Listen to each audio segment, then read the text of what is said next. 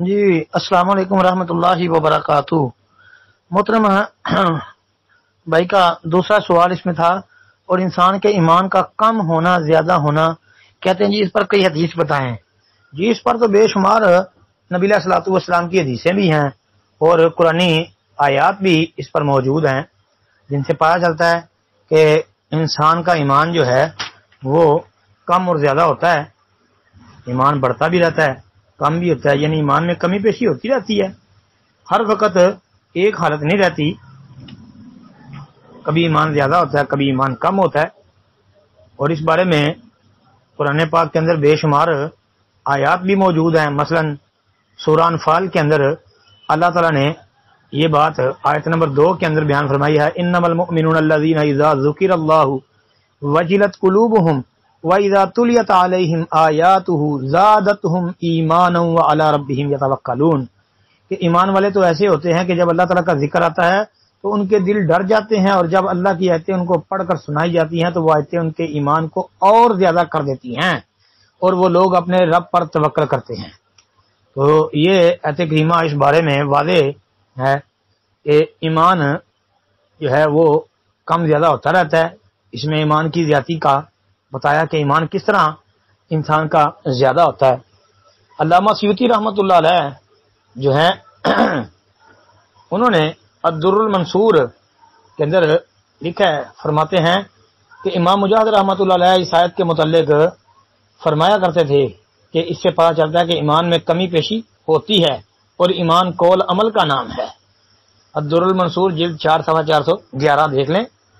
اسی طرح سورۃ التوبہ اس میں جو ہے یہ بات ہے کہ وَإِذَا مَا أُنزِلَتْ سُورَةٌ فَمِنْهُمْ مَن يَقُولُ أَيُّكُمْ زَادَتْهُ هَٰذِهِ إِيمَانًا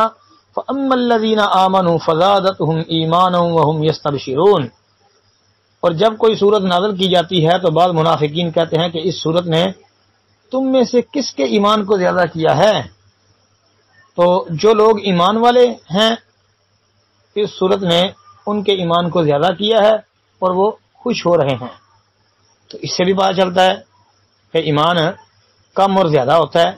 پھر اللہ تعالیٰ نے سورۃ الکہف کے اندر یہ بات لکھی ہے، نحن نقص علیک نبأہم بالحق انہم فتیۃ آمنوا بربہم وزدناہم ھدی کہ ہم ان کا صحیح واقعہ تیرے سامنے بیان فرما رہے ہیں،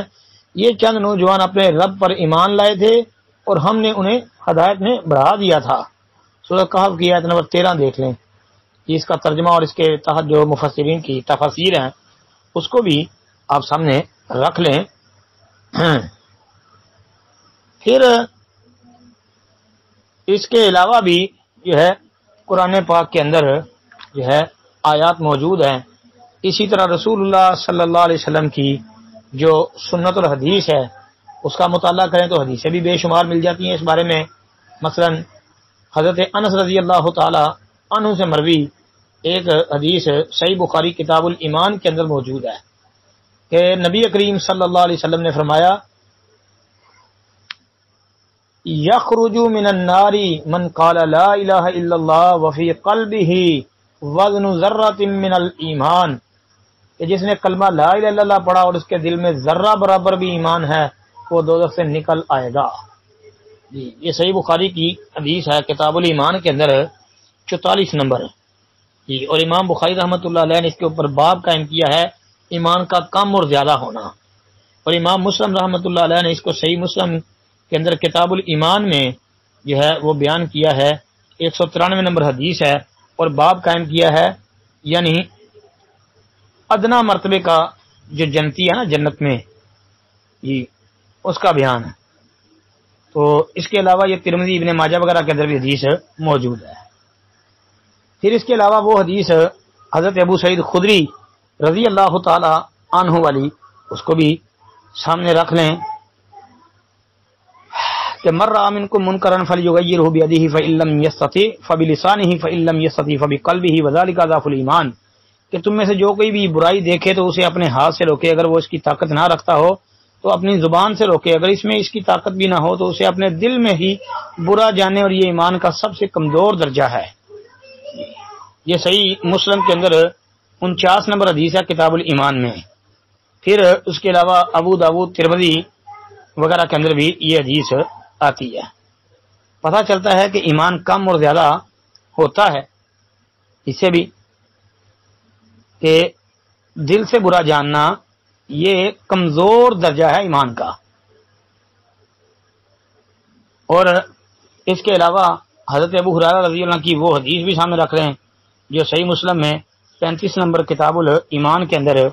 اور اس کے علاوہ صحیح بخاری کے اندر، ترمذی کے اندر، نسائی ابن ماجہ میں بھی آتی ہے کہ ایمان کی 70